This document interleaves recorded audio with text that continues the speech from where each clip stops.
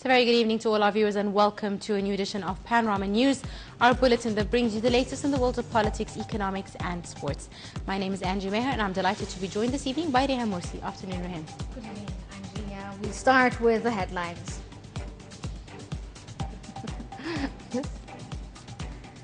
President Sisi follows up on the implementation of the new administrative capital.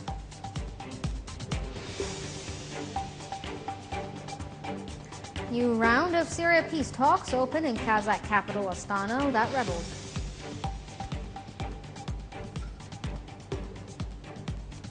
And Iraqi forces retake Mosul train station and a series of key sites retaken from terrorists.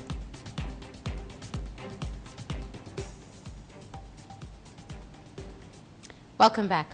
President Abdel Fattah al-Sisi held a meeting on Tuesday which was attended by the Prime Minister Sharif Ismail, Minister of Housing, Utilities and Urban Communities Mustafa Madbouli, as well as Head of the Engineering Authority of the Armed Forces, General Amir Saeed Ahmed.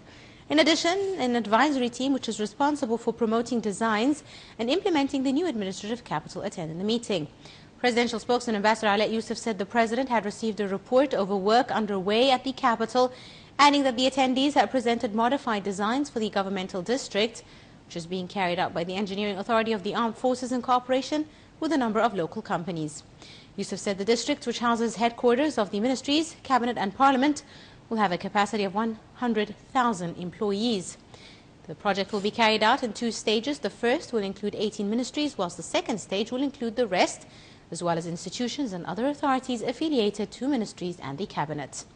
The buildings are designed according to Egyptian civilizations with its various pharaonic and Islamic dynasties, with an area of 1 million square meters. President Sisi gave his directives to abide by the best usage of land and minimize the cost of establishment, operation, design, as well as carrying out various buildings through using modern technology within a framework of distinguished and harmonized construction. He expressed his confidence on local companies which are implementing the giant project. 203 prisoners pardoned by President Abdel Fattah al-Sisi were released today. Al-Sisi issued the decree on Monday pardoning the prisoners who were charged in protest violation cases. Most of the pardoned were youth who had received final court verdicts for violations related to the protests. Member of the Presidential Pardoning Committee, Muhammad Abdulaziz, said that the committee would like to continue in other cases, paving the way for another pardoning decree. The Ministerial Nile Basin Committee concluded its meetings in the Sudanese capital Khartoum on Tuesday. Minister of Water Resources and Irrigation Mohammed Abdelati took part in the six-party meeting aimed at discussing the Nile Basin Entebbe initiative. The results of the meeting will be submitted to the Nile Basin Ministerial Council, which is due to convene in Uganda. Scheduled talks will review solutions and options which will facilitate a joint action by the Nile Basin countries to preserve the interests of all the countries. Fresh talks over the initiative started in February in the Tanzanian capital Dar es Salaam with the aim of reaching an agreement on the initiative. The military spokesman announced the 3rd Field Army had arrested 4 suspects over carrying out terrorist attacks in Sinai. The spokesman said the army were tracing Takfiri elements in the middle of Sinai within continuing efforts exerted by the military forces to comb and storm the areas where terrorists are hiding. He added that the forces had managed to destroy 2 vehicles and 2 hideouts used by Takfiri elements in cooperation with air forces. According to the spokesman, the forces set fire at 15 huts which contained accommodating staff used by terrorists and confiscated 7-wheeled explosive-laden vehicles. He noted that the 3rd Field Army had also destroyed a cave where they found inside it 500 kilograms of drugs planted which are ready for distribution, in addition to setting fire to 78 farmlands of Khishkhash plants which are cultivated on nearly 21 fadans. To regional news, a 3rd round of Syrian-backed talks on the Syrian war opened in the Kazakh capital Astana on Tuesday without armed rebel groups, leaving little hope for a breakthrough in ending the 6-year conflict. The talks, sponsored by regime allies Russia and Iran and rebel backer Turkey, come as other diplomatic efforts to end the bloodshed have proved fruitless. We have the details. Russian-led peace talks on Syria were derailed as rebels backed by Turkey boycotted a 3rd round of meetings in Kazakhstan, and the Kremlin indicated there were international divisions over the process. Russia, Syrian President Bashar al-Assad's most powerful ally, said the rebels' reason for staying away were unconvincing, and their decision came as a surprise, describing the rebels as Turkish proxies. The Syrian government envoy said Ankara had broken its commitments to the Astana process. The rebels said that they would not attend the talks scheduled for Tuesday and Wednesday because of what they called Russia's unwillingness to end strikes on rebel-held areas and its failure to get the Syrian army and Iranian-backed militia to abide by a ceasefire. Russia has sought to revive diplomacy over Syria since its air force helped government forces defeat rebel groups in eastern Aleppo in December as its biggest victory of the war. The cooperation of Turkey, one of the main backers of the rebel groups fighting in northern Syria, has been crucial to the Russian diplomatic effort, helping to broker ceasefires in December after the rebels' Aleppo defeat. Two previous rounds of Astana talks have sought to consolidate the ceasefire, reflecting an improvement in the Russian-Turkish ties that had been strained to break point by the Syrian war. Russian Foreign Minister Sergei Lavrov said the Russian Defense Ministry was in touch with the Syrian rebel leaders who boycotted the talks, the Interfax news agency reported. He said Russia was dealing with the situation. On the ground, a blast on a bus in Syria's Homs killed one person and injured two others. Syrian state news agency Sana reported that terrorists were behind the blast in Wadi Dahab district in the southeast of the city. The explosion followed a coordinated attack by terrorists in Homs city center last month that killed scores and an agreement on Monday for rebels to leave their last enclave in the city.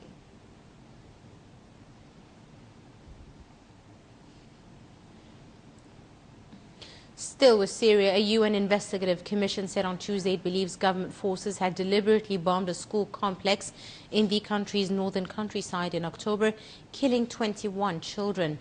In a report on crimes committed over the last 7 months of the Syrian war, the UN Independent International Commission of Inquiry on Syria claimed that government forces and their allies had shown a complete disregard for civilian life and international law through continued use of cluster munitions, incendiary weapons, and chlorine gas as weapons of war. The report also pointed at Al-Qaeda-aligned insurgent group fighting on the side of Syria's rebels and a US-backed Kurdish group for conscripting adolescents for combat.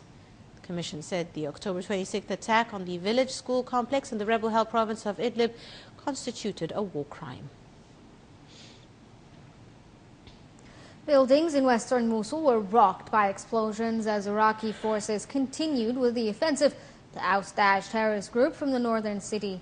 Iraqi troops have surrounded western Mosul and military leaders vow it is only a matter of time until they crush the last major stand of Daesh in Iraq. That they had recaptured Mosul's train station, one of the country's main rail hubs, and the latest in a series of key sites retaken from Daesh terrorists. The commander of the federal police said his forces had retaken the train station as well as a nearby bus station, both of which are located southwest of Mosul's old city, where Iraqi forces were operating on its edge. The station was the main corridor from the north to the south and carries goods from Turkey and Syria to Baghdad and Basra. The forces launched a major push last month to oust Daesh from West Mosul, taking back a series of neighborhoods as well as sites including the city's airport, the Mosul Museum, and the provincial government headquarters. Some, including the museum, which was vandalized by Daesh, has been heavily damaged, and it will be likely a long time before trains are again plying the rails to and from Mosul.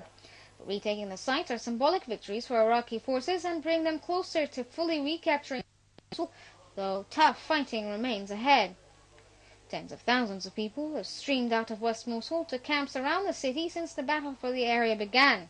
Security forces are searching for terrorists trying to sneak out of the city among civilians, and according to Human Rights Watch, claim the troops were holding more than 1,200 men and boys suspected of Daesh ties in horrendous conditions at sites south of Mosul.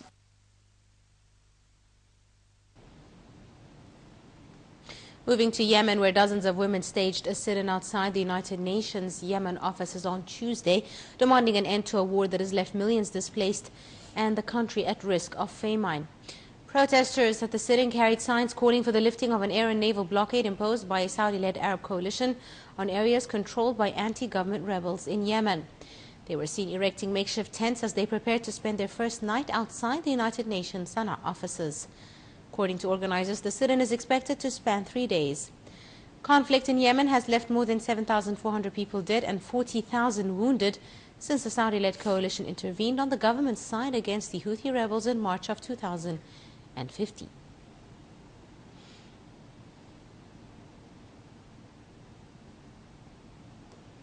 U.S. President Donald Trump's administration waded into the decades-old Israeli-Palestinian conflict with one of his top advisors held his first meeting with the Palestinian President Mahmoud Abbas in the northwestern bank town of Ramallah on Tuesday. Earlier in Jerusalem, Trump's special envoy Jason Greenblatt and Israeli Prime Minister Benjamin Netanyahu discussed ways to reach peace with the Palestinians as well as settlement constructions. After 5 hours of talks with Israeli Prime Minister Benjamin Netanyahu in Jerusalem, U.S. President Donald Trump's special envoy Jason Greenblatt met with Palestinian President Mahmoud Abbas in the northern West Bank town of Ramallah on Tuesday. After Monday night's meeting, Netanyahu's office and the U.S. Embassy issued a joint statement saying he and Greenblatt had discussed ways to reach peace. The statement said the pair had reaffirmed the joint commitment of both Israel and the United States to advance a genuine and lasting peace between Israelis and Palestinians that strengthens the security of Israel and enhances stability in the Middle East region.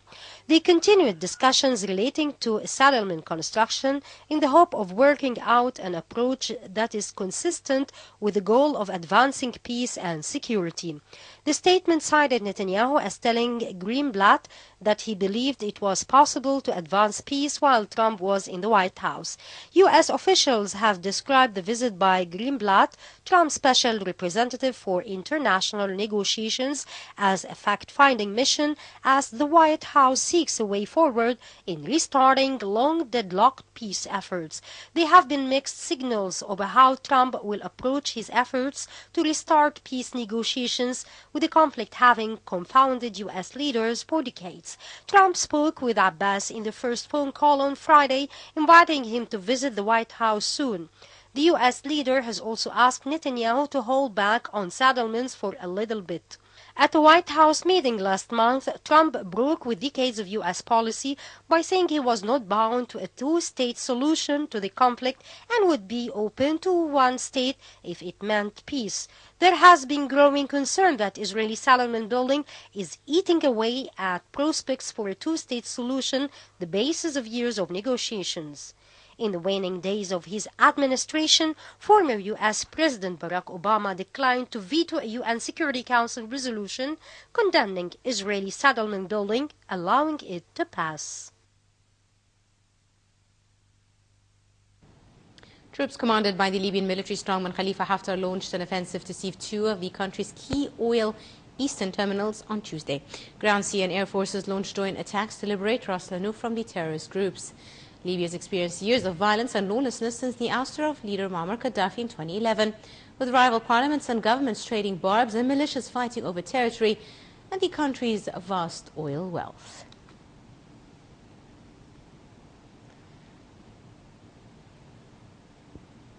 Pirates have hijacked an oil tanker off the coast of Somalia, the first such seizure of a large commercial vessel on the crucial global trade route since 2012. Manned by 8 Sri Lankan sailors, the tanker was carrying fuel from Djibouti to Somalia's capital Mogadishu when it was approached by men in 2 skiffs. An official in Puntland said over 24 men had boarded the ship off Somalia's north coast, an area known to be used by weapons smugglers and members of Al-Qaeda-linked extremist Al-Shabaab.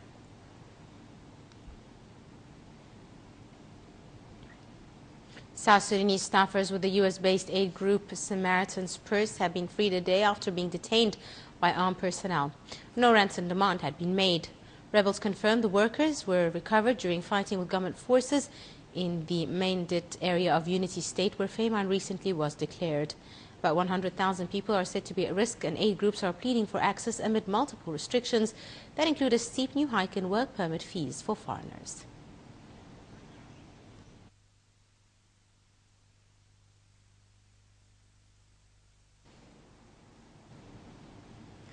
The Organization for Economic Cooperation and Development, OECD, said Germany had mounted a good initial response to a large wave of migrants and now needs to step up investments to ensure they had prospects beyond low-skilled jobs.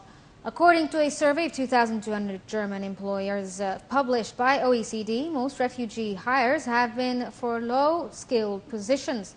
For a first of the estimated 1.2 million people who arrived in Germany in 2015 and 2016 from countries including Syria, Iraq and Afghanistan will enter the labour market. Meanwhile, the Catholic Bishop of Vac said Hungarians should overcome prejudice and help refugees to settle in the country, trying to ease a hostile attitude towards migrants. Turkey on Tuesday rejected a European legal report calling its proposed constitutional changes a big setback for democracy, saying the experts who compiled it had become politicized and the report stained their prestige. Turkish President Tayyip Erdogan said a yes vote in the referendum next month on expanding his powers was the best answer to what he called Turkey's enemies in a spiraling spat with the Netherlands and the EU. He accused the Netherlands of state terror in preventing Turkish ministers from holding pro-yes rallies and warned of further retaliation against The Hague after Ankara cut off all high-level contact and blocked the return of the Dutch ambassador. The Netherlands, meanwhile, blocked Turkish ministers from holding rallies on its territory, provoking the furious response from Ankara. The European Court of Justice said that private businesses in Europe can forbid Muslim women and their employees from wearing headscarves if the ban is part of a policy of neutrality within the company and not a sign of prejudice against a particular religion. The court stated that such a ban did not constitute what he called direct discrimination. The conclusion by the highest court in the 28-nation European Union was in response to a case brought by a Belgian woman who was fired for refusing to remove her headscarf. A French case deferred, however, and offered a plaintiff a reason for the optimism because the reason for her dismissal as a design engineer were based not on internal rules but on the complaint of a customer unhappy with her Islamic headscarf. Pakistan vowed on Tuesday to work to prevent non-nuclear states from gaining the technology that will put them on the path to acquiring nuclear weapons, even though both Islamabad and neighbor New Delhi have defied non-proliferation treaties to become competing nuclear powers. The pledge was delivered by the advisor to Pakistan's Prime Minister on Foreign Affairs at a multi-nation conference on non-proliferation in Islamabad, attended by representatives of South and Central Asia, as well as China and Russia. Pakistan is signatory to the 13-year-old UN resolution aimed at curbing the spread of nuclear, biological and chemical weapons, with a particular emphasis on preventing non-state actors from getting their hands on massively destructive technology. South Korea and the United States began military exercises as part of their annual joint military drills. The exercise took place aboard the Nimitz-class aircraft carrier USS Carl Vinson at an unidentified location in international waters. The 93,400-ton nuclear carrier comprises of dozens of F-18 bombers, tankers, anti-submarine planes, SH-3H anti-submarine helicopters, and an E-2 airborne early warning and control system. The Allies call the drills routine. However, North Korea regards them as an invasion rehearsal. North Korea gave its reaction to the annual joint military drill, saying Pyongyang would launch a merciless ultra-precision strike if Seoul and Washington attempt to infringe upon North's sovereignty. South Korean prosecutors will summon former President Park Geun-hye, whose impeachment was confirmed by the country's highest court last week, for questioning as a criminal suspect. We have more details on this report.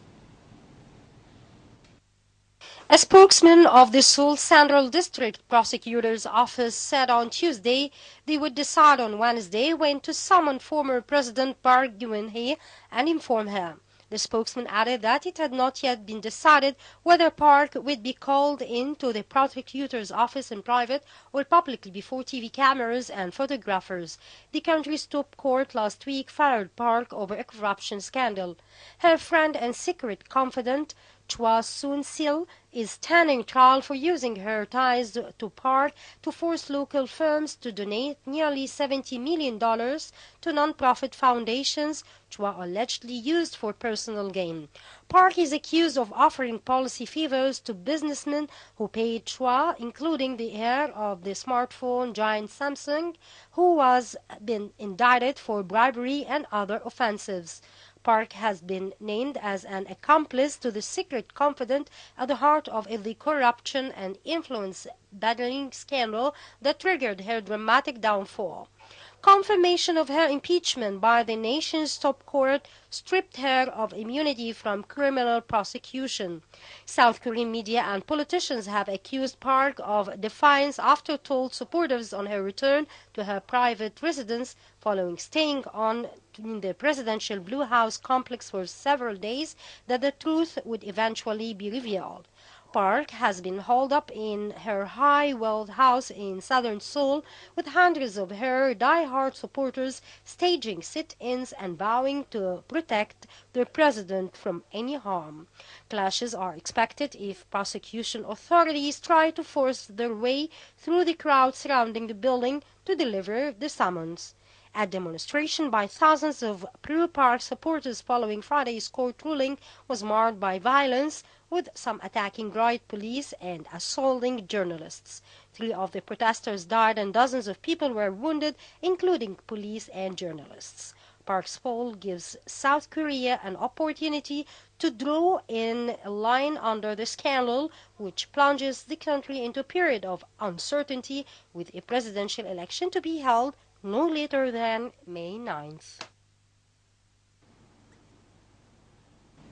Taiwan's former president Ma Ying-jeou was slapped with new charges in a political leaks controversy just weeks before he faces possible conviction in another related case.